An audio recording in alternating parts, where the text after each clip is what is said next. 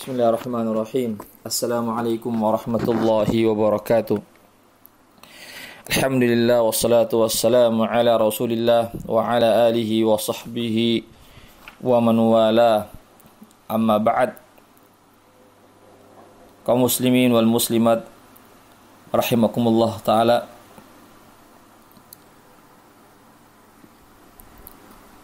Pertama-tama kita memuji Allah Subhanahu wa taala atas segala limpahan rahmat dan hidayahnya, sehingga kita bisa bersua kembali dalam kajian fikih ibadah.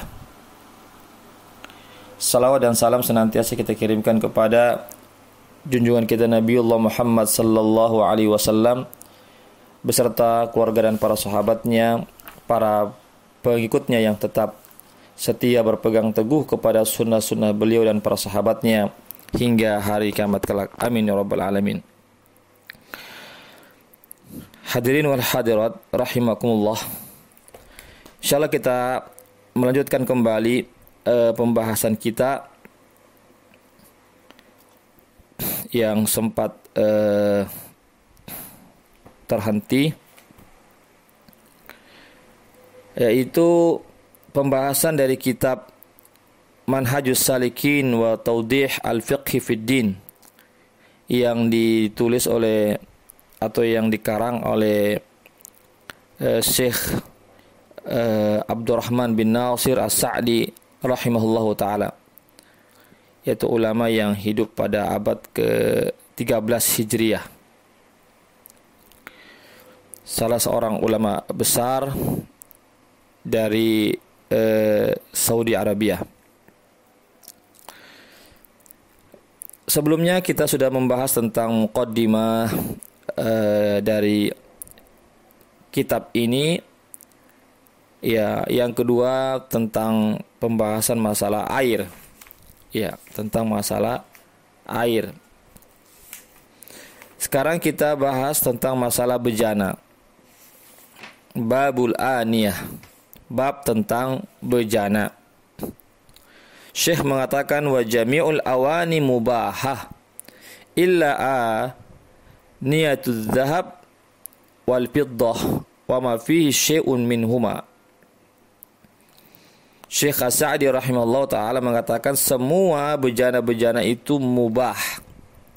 Bejana, ya pemirsa semua sudah tahu, bejana ini wadah. Ya, wadah, tempat, ya, menyimpan sesuatu seperti bejana air, ya, bejana makanan, tempat menyimpan makanan, tempat menyimpan air atau yang semisalnya.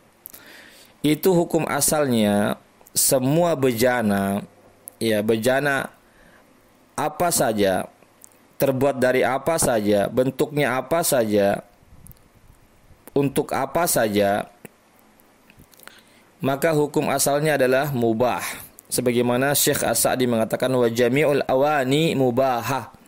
Semua bejana adalah boleh untuk dipergunakan. Ya, ini menyakup semua tanpa ada pembatasan. Jadi bejana yang terbuat dari kayu atau bejana yang terbuat dari plastik, bejana yang terbuat dari besi, bejana yang terbuat dari kuningan, dari tembaga, dari tanah, ya, maka itu semuanya mubah, hukumnya mubah, boleh kita gunakan, boleh kita pakai, ya.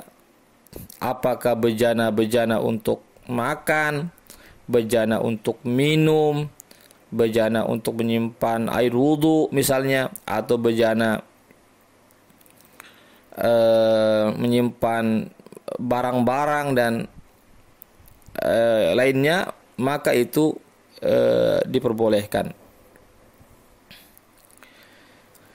Namun ada pengecualiannya, ya, sebagaimana Syekh As-Sa'di rahimahullah ta'ala mengatakan illa aniyatadz zahabi wal fiddah, kecuali bejana yang terbuat dari emas ataupun perak.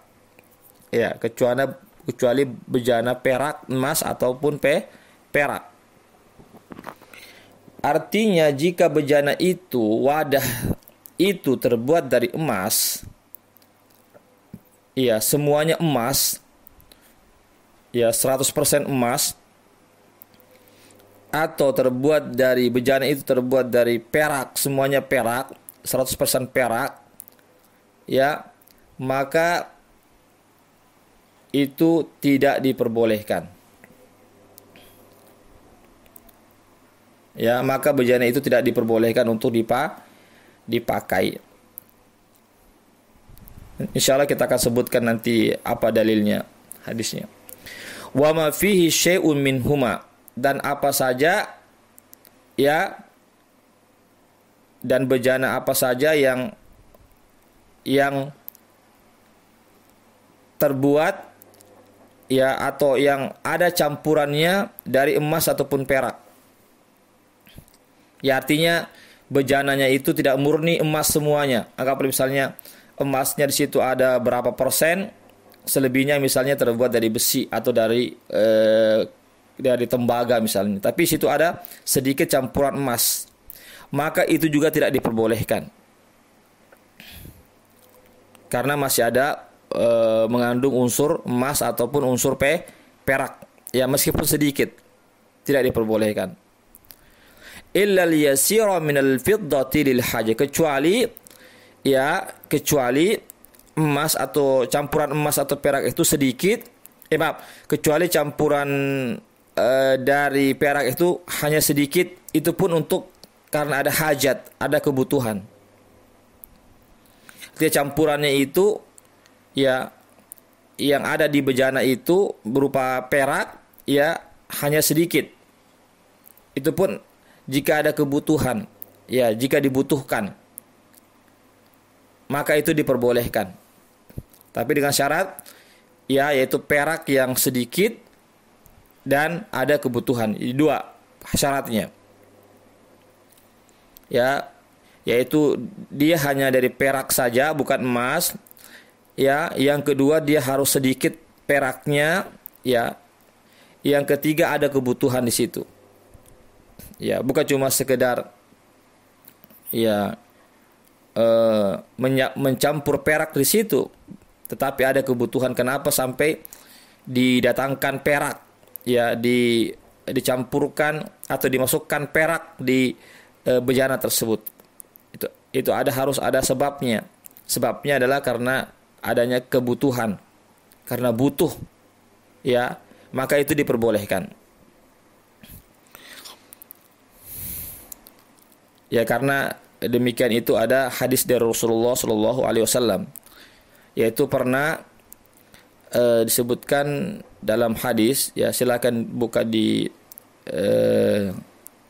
Bulughul Maram, Ibnu Hajar Al Asqalani pernah menyebutkan itu dalam bab bejana. Ya, hadis Rasulullah Sallallahu Alaihi Wasallam bahwasanya Nabi pernah bejana beliau itu pecah, ya, atau retak atau pecah. Lalu beliau menambal retakan bejana beliau itu dengan tambalan dari perak, ya, tapi sedikit, tidak banyak. Hanya sekedar menambal bagian yang retak itu atau bagian yang pecah itu. Di sini Nabi sallallahu alaihi wasallam yang langsung melakukannya, ya, berdasarkan daripada hadis ini, dari perbuatan Nabi sallallahu alaihi wasallam itu, ya, bahwasanya beliau yang menambal bejana beliau yang retak dengan perak yang sedikit itu, ya. Kenapa beliau tambal? Karena ada kebutuhan. Seandainya tidak ditambal, maka bejana ini tidak bisa dipergunakan.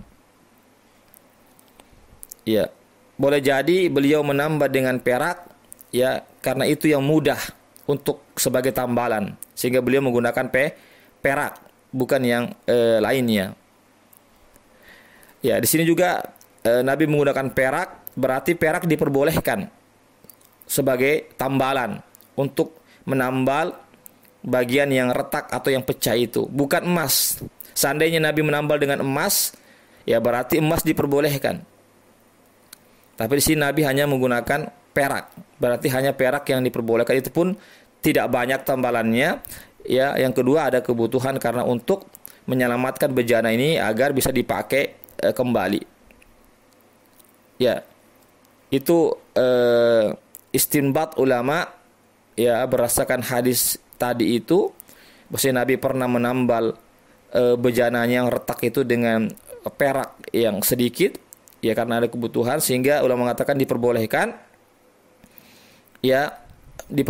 menggunakan bejana yang ada peraknya ya, sedikit tetapi perak itu ada di bejana itu karena ada kebutuhan seperti tadi, menambal ya, atau ada yang rusak ditambal sedikit dengan perak, maka itu diperbolehkan. Ya, ini yang harus dipahami. Bukan cuma sekedar memberikan perak saja sebagai hiasan-hiasan. Ya, bukan. Tetapi karena ada kebutuhan di situ. Kemudian apa dalilnya?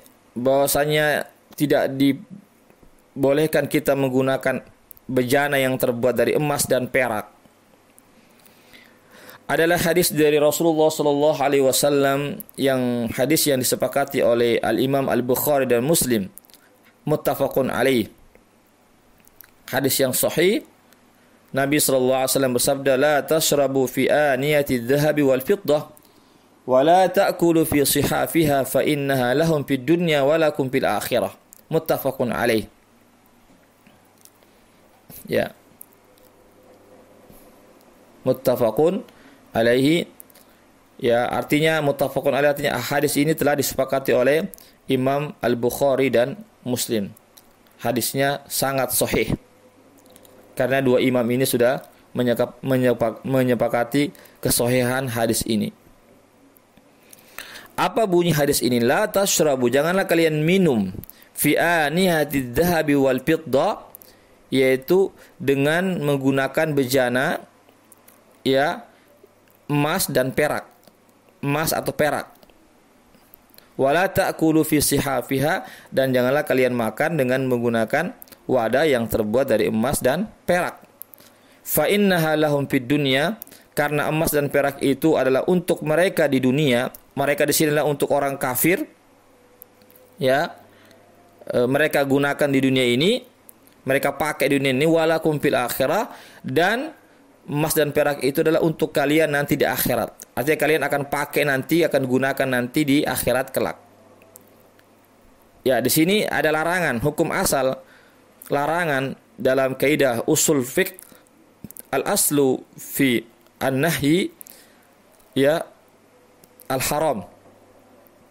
Hukum asal dalam larangan adalah haram. Berarti kita diharamkan karena Nabi mengatakan janganlah kalian minum, janganlah kalian makan dengan menggunakan bejana emas dan perak.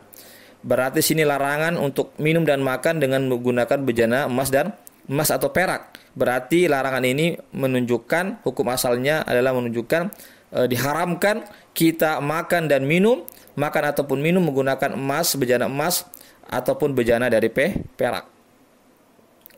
Inilah yang dijadikan landasan atau dalil para ulama bahwasanya bejana ya yang khususnya bejana yang untuk makan dan minum ya, seperti sendok ya, seperti apa lagi, piring ya, seperti gelas ya, gelas ya, sendok, piring ya, teko ya, tempat mengisi air di situ. Ya, berdasarkan hadis ini maka itu tidak boleh ya jika terbuat dari emas ataupun perak. Karena Nabi mengatakan janganlah engkau minum dengan menggunakan bejana emas ataupun perak. Berarti sini yang wadah yang dimaksud adalah gelas ya, gelas, karena gelas dipakai untuk minum. Ya, wala ta'kulu, jangan kau makan dengan bejana dari emas dan perak. Emas ataupun perak. Berarti makan dengan apa? Dengan piring atau yang semisalnya untuk tempat makanan. Di sini ulama mengatakan demikian. Ya, ulama mengatakan demikian, yaitu diharamkannya kita makan ataupun minum dengan menggunakan bejana atau wadah yang terbuat dari emas dan perak. Sebagaimana hadis Rasulullah SAW. Apa alasannya? Alasannya ini Nabi mengatakan fa innaha lahum fid dunya wa lakum fil akhirah. Alasannya karena bejana emas dan perak itu akan hanyalah diperuntukkan oleh orang-orang kafir saja. Mereka menikmatinya di dunia ini, mereka makan dan minum dari bejana-bejana emas ataupun perak. Ya, mereka menikmatinya ya dengan menggunakan wadah-wadah tersebut. Tetapi mereka di akhirat tidak mendapatkan apa-apa. Tidak lagi menikmati makan dan minum dengan bejana emas dan perak. Adapun kita walakum fil akhirah, kata Nabi, adapun kalian maka bejana emas dan perak itu adalah untuk kalian kelak di akhirat nanti. Ya, kita akan nanti makan dan minum insyaallah. Tatkala kita masuk dalam surga, maka kita akan makan dan minum ya dengan menggunakan bejana emas dan perak. Karena selama di dunia kita tidak menggunakannya. Jadi di sini khususnya meskipun sekarang orang sudah jarang menggunakan bejana emas dan perak untuk makan dan minum, ya tentu ini hanya sebagian kecil saja, khususnya orang-orang kaya atau para raja, para penguasa misalnya, ya. Tapi ini sudah sangat jarang sekali terjadi. Tapi boleh jadi di zaman dahulu, di zaman Nabi atau sebelum Nabi diutus, boleh jadi ada para raja atau orang-orang kaya, ya, membeli piring-piring, wadah-wadah makanan dan wadah-wadah minuman itu, ya gelas-gelas, teko-teko itu boleh jadi mereka menggunakan emas karena mereka memiliki banyak uang, ya. Sehingga mereka pun ya membelikan hal-hal sesuatu yang tidak terlalu penting, ya. Adapun kita ya cukup dengan gelas dari plastik atau gelas dari batu atau dari kaca. Ya. Kalau kita mampu membeli ya kita uangnya itu lebih baik kita sedekahkan kepada fakir miskin. Itu lebih bermanfaat dari sekedar makan dan minum berbangga-bangga dengan emas dan perak. Padahal tidak ada manfaatnya sedikit pun di situ. Hanya sekedar berbangga-bangga saja. Ya, lebih baik dana tersebut digunakan untuk kegiatan sosial, diinfakkan ke masjid, ke fakir miskin, kegiatan dakwah dan seterusnya. Itu lebih bermanfaat dana ya kita, seandainya kita memiliki kelebihan dana. Ya, demikianlah pemirsa sekalian. Ya, meskipun di sini ulama terjadi perbedaan pendapat. Ya, apakah larangan ini hanya berkisar pada wadah makanan dan minuman saja? Bagaimana dengan wadah yang lain yang bukan digunakan untuk makanan dan minuman? Ya, jadi ulama dalam masalah wadah makanan dan minuman itu mereka bersepakat diharamkan makan dan minum dengan bejana atau dari bejana emas dan perak, emas ataupun perak, atau yang ada campurannya sedikit dari emas ataupun perak. Itu ulama bersepakat tentang itu. Tetapi yang ulama berselisih pendapat atau berbeda pendapat adalah jika wadah itu tidak digunakan untuk makan dan minum. Nah, itu ulama berbeda pendapat. Ya, ada ulama yang mengatakan yang dilarang hanya pada bejana yang untuk makan dan minum saja. Karena begitu nas hadisnya. Karena begitu hadis yang tertulis. Ya, karena begitu hadis yang tertulis, tidak ada hadis yang menyebutkan larangan menggunakan bejana-bejana selain untuk makan dan minum. Yang dilarang hanya makan dan bejana minum saja. Itu hadisnya. Ada juga hadis yang lainnya ya disebutkan, itu pun juga disebutkan ya bahwasanya berkaitan juga dengan bejana makan dan minum. Oleh karena itulah ulama berbeda pendapat bagaimana dengan bejana yang digunakan bukan untuk makan dan minum. Ya, apakah boleh atau tidak? Ya, seperti bejana untuk wudu misalnya, tempat wudu atau tempat mandi misalnya. Ya, apakah boleh dipergunakan atau tidak? Itu ulama berbeda pendapat. Ada yang mengatakan boleh, ada yang mengatakan boleh karena hadis tidak ada yang menyinggung tentang bejana-bejana wudu. Ya. Yang ada cuma bejana untuk makan dan minum. Ada ulama mengatakan tetap tidak boleh. Ya, tetap tidak diperbolehkan. Ya, dengan alasan bahwasanya untuk makan dan minum saja sesuatu yang sifatnya darurat itu tidak diperbolehkan menggunakan emas dan perak, apalagi sesuatu yang lainnya yang tidak darurat sifatnya.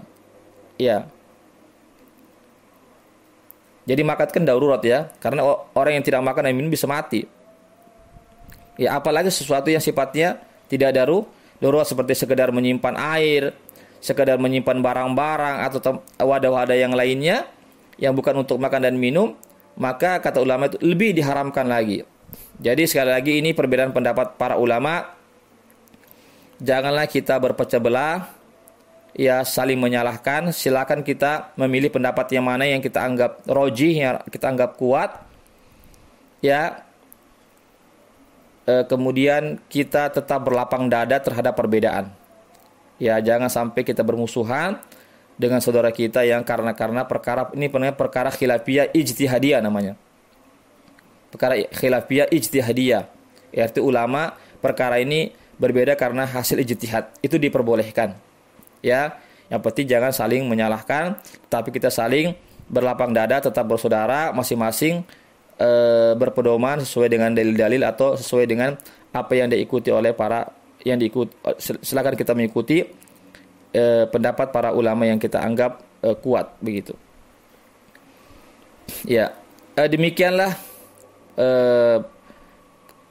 hadirin dan hadirat sekalian pembahasan kita tentang masalah bejana. Ya, mudah-mudahan ada manfaatnya bagi kita semuanya.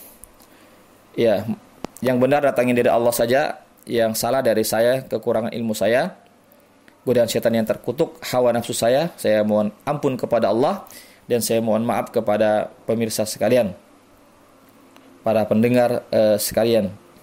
Saya tutup dengan membaca doa penutup majelis. Subhanakallahumma wa bihamdik, asyhadu an la ilaha illa anta, astaghfiruka wa atubu ilaik.